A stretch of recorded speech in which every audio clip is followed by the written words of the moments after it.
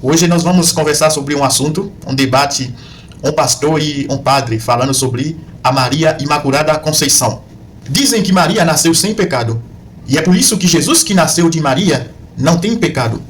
Mas isso é ignorar o próprio senso comum e a lei da existência. A vida que uma criança carrega no ventre não vem da mãe, a vida vem do pai. E não haverá problema em saber de quem a criança nasceu. A mãe é quem carregou a gravidez. Então, todos já sabem quem é a mãe.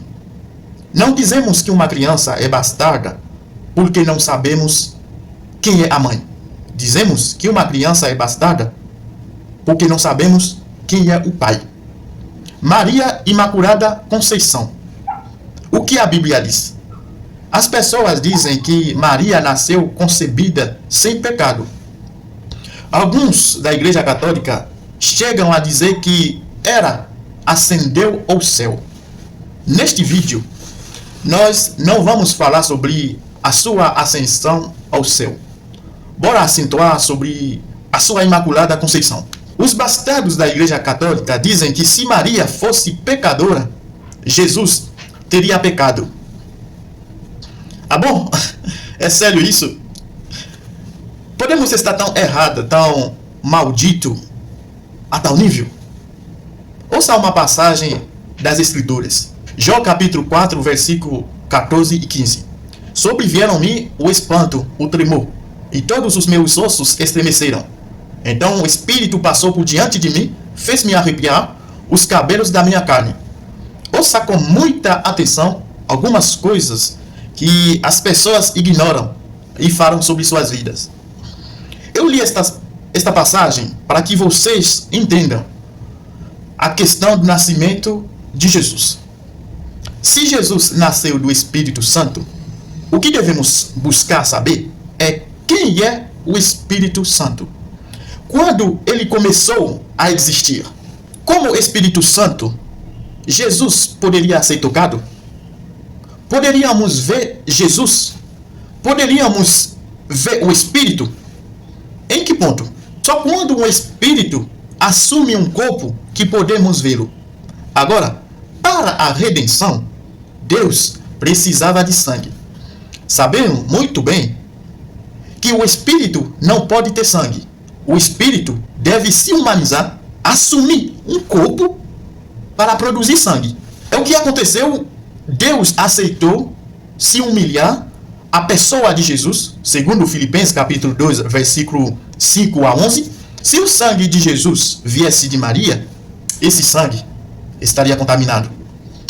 Para quem não sabe, lemos primeiro a passagem de Jó capítulo 15, 4, versículo 15, para mostrar a esses perdidos que o Espírito pode assumir uma aparência.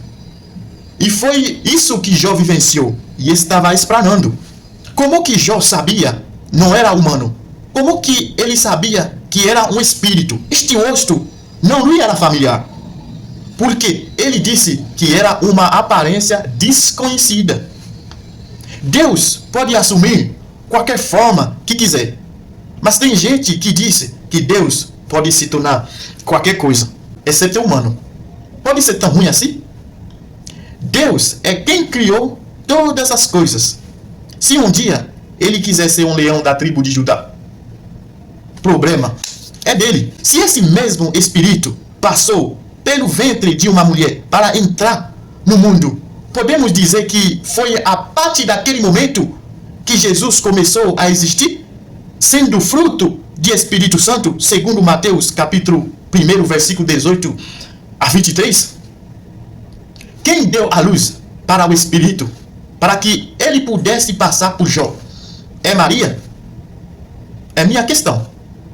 Voltando à questão da Imaculada Conceição. Eu estava dizendo que a vida que uma criança carrega vem de seu pai.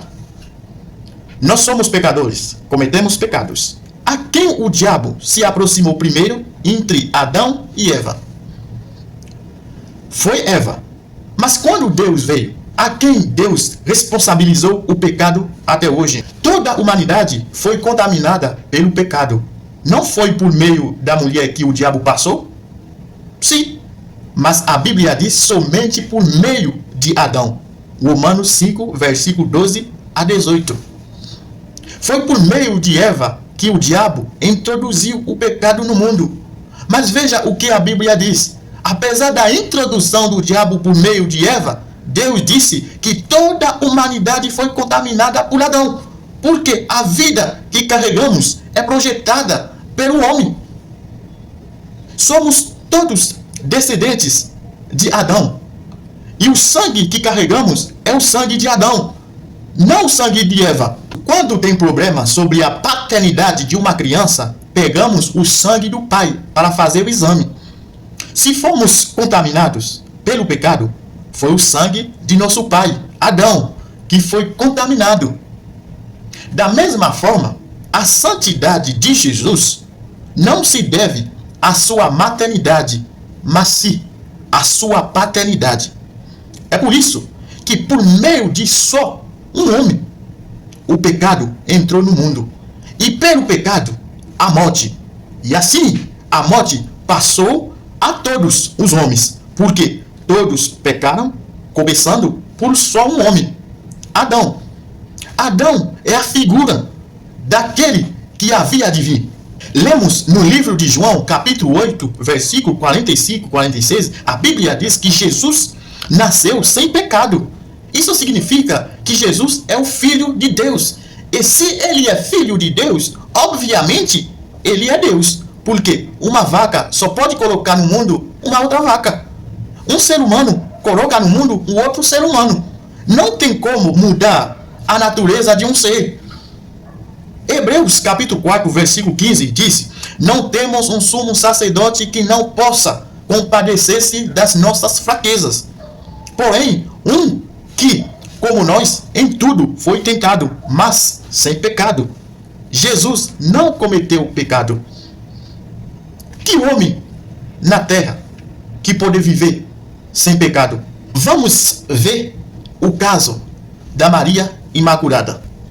Segundo os católicos, dizem que Maria nasceu concebida sem pecado. Lucas, capítulo 1, versículo 46 a 48.